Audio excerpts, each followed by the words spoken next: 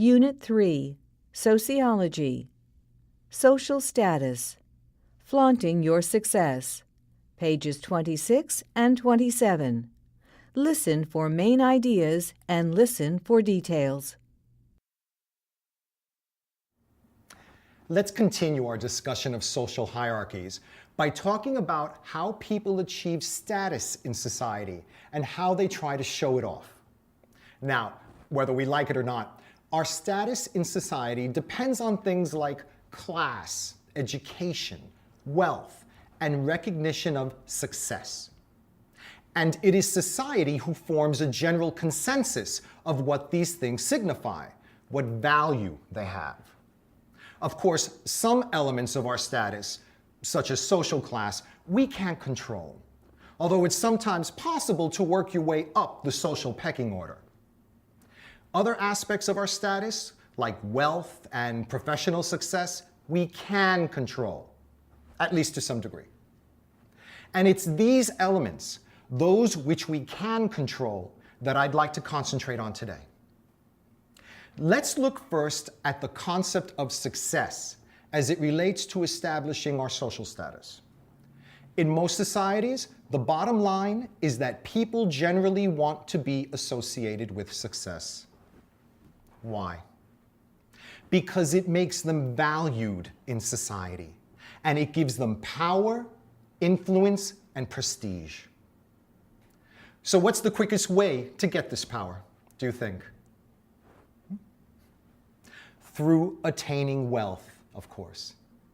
The one thing within everyone's grasp, regardless of their roots.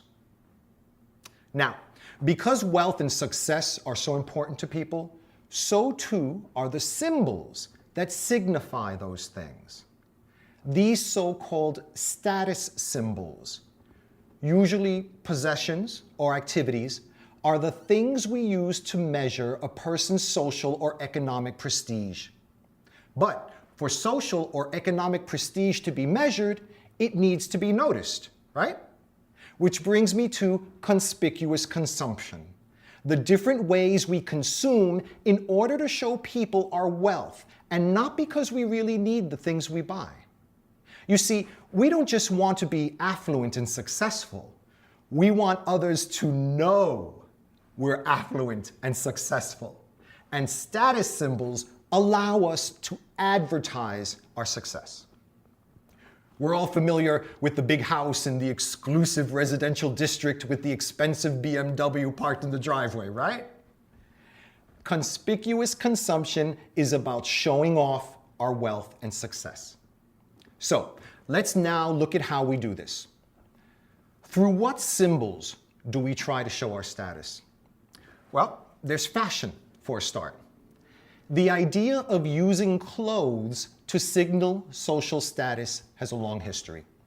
However, while in the past, status was indicated by who was permitted to wear what, today it's indicated by the cost of a person's clothing, which of course is why designer labels have assumed almost iconic status in global 21st century culture.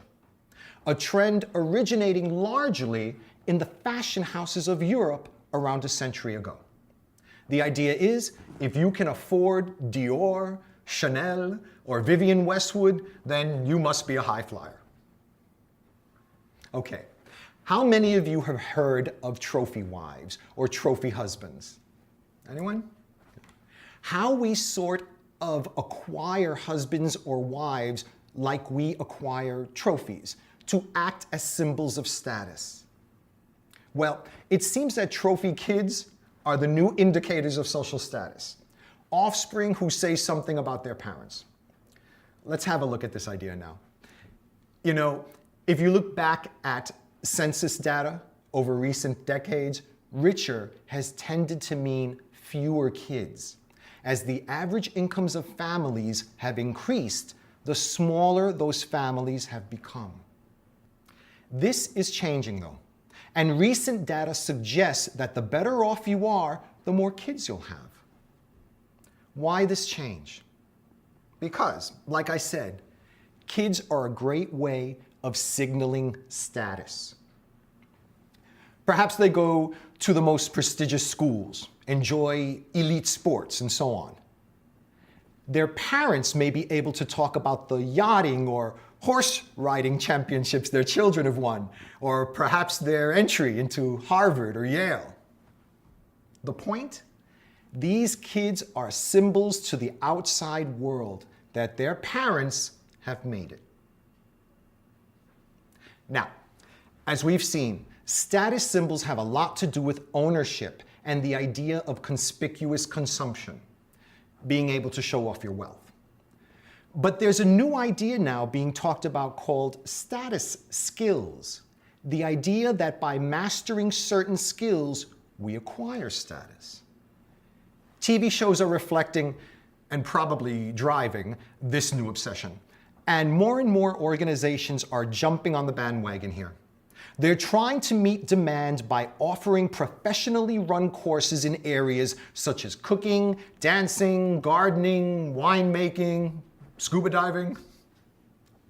And vacations are increasingly selling on the basis of skills rather than thrills.